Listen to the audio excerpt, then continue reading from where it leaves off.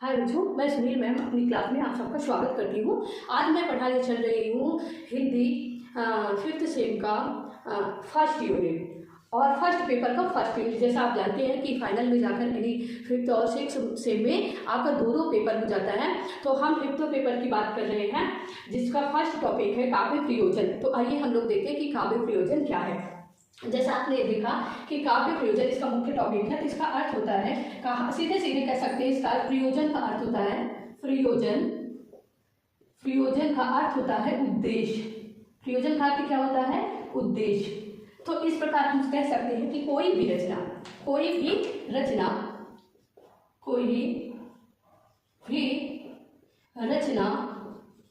बिना उद्देश्य के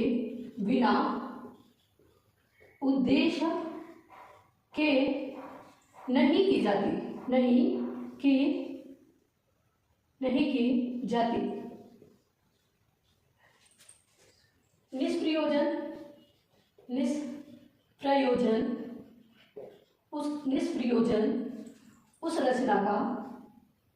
निष्प्रयोजन उस रचना का अपना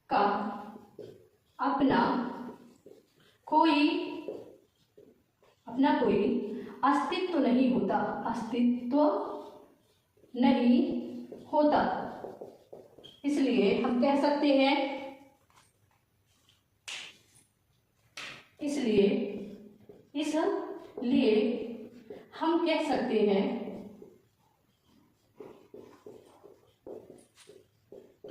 इसलिए हम कह सकते हैं देखिए आपने देखा ना कि कोई भी रचना बिना उद्देश्य के नहीं की जाती।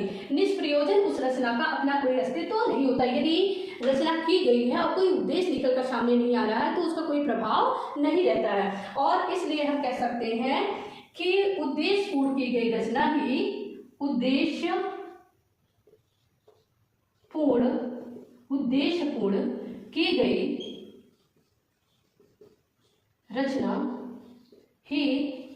उद्देश्यपूर्ण की गई रचना ही काव्य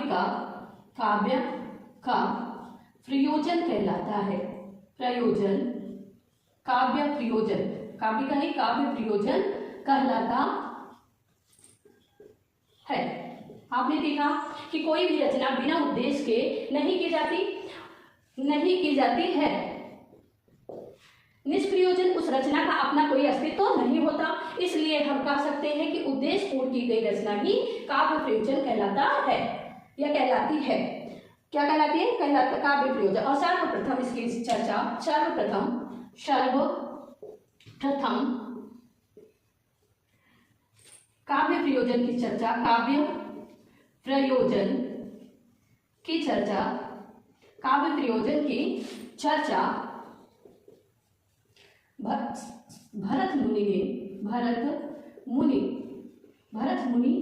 काव्य प्रयोजन की चर्चा भरत मुनि ने अपने संस्कृत रचना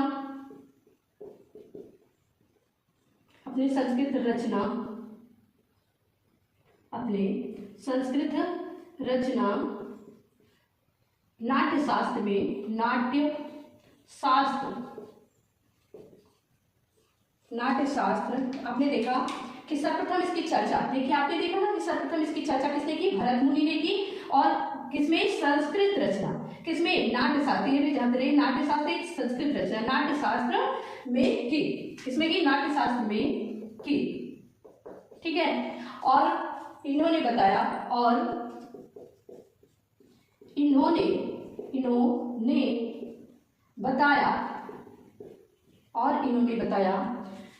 कि यश, देखिए क्या क्या बताए। नंबर 1, यश धर्म आयुष मीन्स आयु होता है। यश धर्म आयुष हित लोक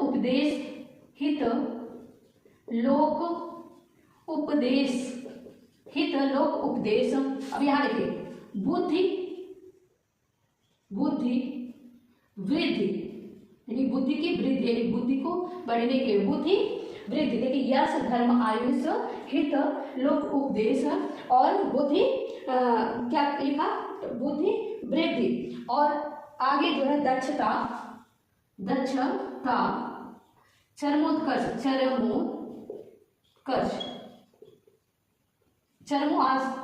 आगे है आपका चरम विश्रांति, चरम ऐसे लिख सकते हैं, चरम विश्रांति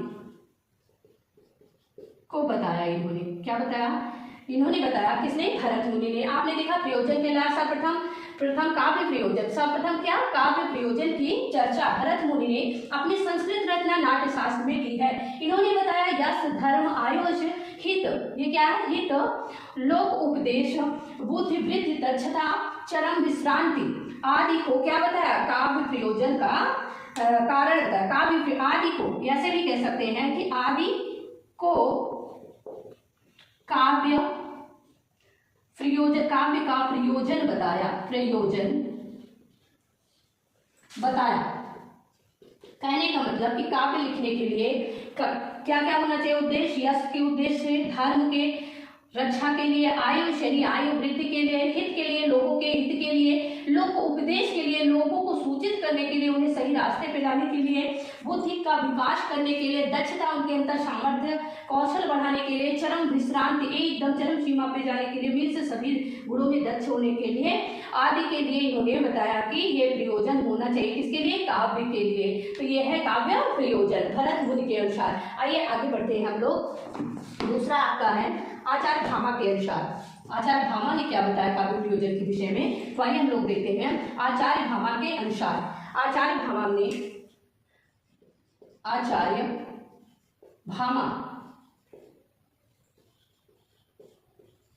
इन्होंने कहा धर्म अर्थ काम मोक्षेषु धर्म अर्थ काम मोक्षेषु, आगे कहा वैचर्य कलासु च, वैचर्यं कलासु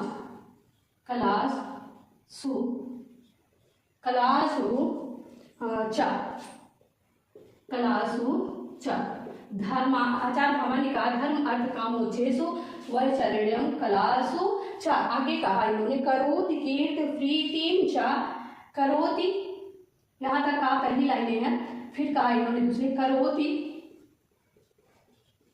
कीर्ति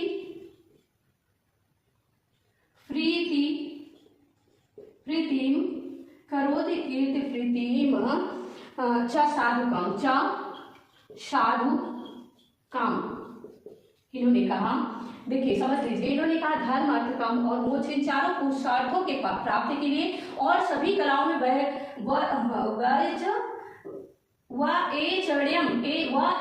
जब इसको विच्छेद कर देंगे तो इसका होगा कलासु च, सभी कलाओं में दक्षता के लिए, करोति कीर्ति और कीर्ति तथा कीर्ति यश और स्नेह की प्राप्ति के लिए, इन साध्वीन अच्छा इन अच्छे कार्यों के प्रयोजन के लिए काव्य की रचना की जाती है। प्रयोजन इन अच्छे कार्यों के उद्देश्य से काव्य की रचना की जाती है, इसलिए इसी को हम क्या कहते हैं? काव्य प्रयोजन कहते हैं। ये तो रहा संस्कृत आचार्यों के अनुसार। किसके? बहुत सारा है कि आप देखते रहिए, संस्कृत आचार्य।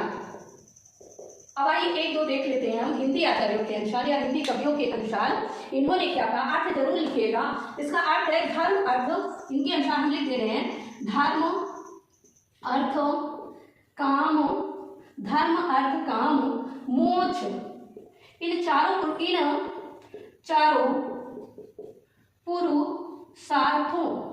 पुरुषार्थों की प्राप्ति के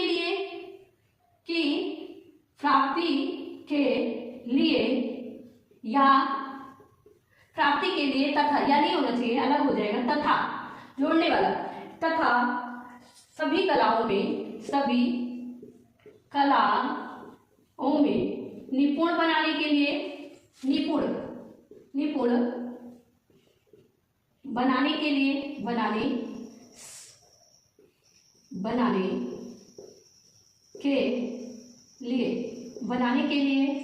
और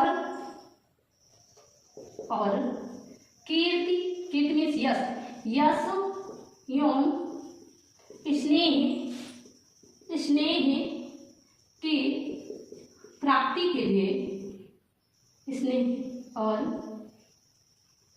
स्नेह की प्राप्ति के उद्देश्य से काव्य की रचना की जाती है। काव्य की रचना की जाती है। इसे ही काव्य प्रयोजन कहते हैं। प्रयोजन कहते हैं। ये किसके रहा?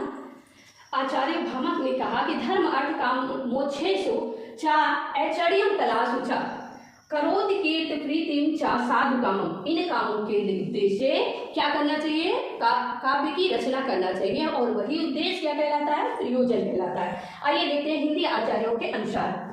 ये तो रहा संस्कृत आचार्य, बहुत सारी चीजें हैं, बहुत सारा लिखा हुआ है कि आप थोड़ा सा लिखिए और याद भी कर लीजिए। आइए हिंदी में हम देखते हैं। हिंदी आचार्यों के अनुसार, आचार्यों के अनुसार, हिंदी आचार्यों के अनुसार इन्होंने क्या लिखा है, आइए देखते हैं हम लोग हिंदी आचार्यों ने क्या लिखा है। देखिए सबसे पहले हम लिखते हैं मैथिली शरण गुप्त के अनुसार। किसके? मैथिली शरण गुप्त के अनुसार। मैथिली शरण गुप्त इन्होंने क्या लिखा है? मैथिली शरण गुप्त ने, देखिए मैथिली शरण गुप्त ने लिखा है कि केवल मनोरंजन, यहां से लिख देते हैं मैथिली शरण गुप्त के अनुसार केवल मनोरंजन, केवल मनोरंजन ना कवि का, केवल मनोरंजन ना कवि का कर्म होना चाहिए, कर्म होना चाहिए। केवल मनोरंजन न कवि का कर्म होना चाहिए, उसमें उचित उपदेश का, उसमें उचित उपदेश का मर्म होना चाहिए, मर्म होना चाहिए। केवल और केवल, देखिए ध्यान दीजिए, केवल मनोरंजन ना कवि का कर्म होना चाहिए, मनोरंजन के लिए कोई रचना ना की जाए। जैसे आजकल देख रहे हैं जितने भी कवि हो रहे हैं वो हास्य हो रहे हैं, क्योंकि उनकी भी गलती नहीं है। आज का परिवेश ऐसा है कि ये उन्हें हंसाइए नहीं तो क्या लोग आपको पसंद नहीं करेंगे। तो जितने कवि हो रहे हैं किसी उद्देश्य को लेकर नहीं, बल्कि आजकल का माहौल और प्रवेश बन रहा है कि हास्य कवि ज्यादा पैदा हो रहे हैं। लेकिन कविता ऐसी होनी चाहिए जिसका कोई प्रयोजन हो, उद्देश्य हो। केवल मनोरंजन कराना ही उद्देश्य कवि का नहीं होना चाहिए। केवल मनोरंजन ना कवि का कर्म होना चाहिए, उसमें उचित उपदेश का मर्म होना चाहिए। आइए देखते हैं आगे। देव कवि ने कहा है, देव कवि ने कहा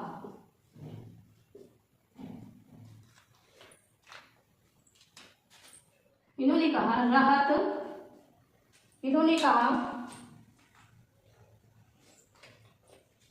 रहत घर ना वर धाम, रहत घर ना वर धाम धन। क्या कहा? रहत घर ना वर धाम धन। आगे कहा तरवर सरवर कूप, तरु मीन्स पेड़, तरवर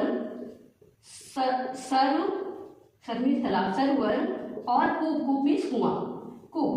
कहा रहत घर ना वर धाम धन और तरवर सरवर कूप। आगे कहा उन्होंने जस शरीर जग में अमर, जस शरीर जग में अमर, जस शरीर जग में अमर, भव्य काव्य रस रूप, भव्य काव्य जस शरीर जग में अमर, भव्य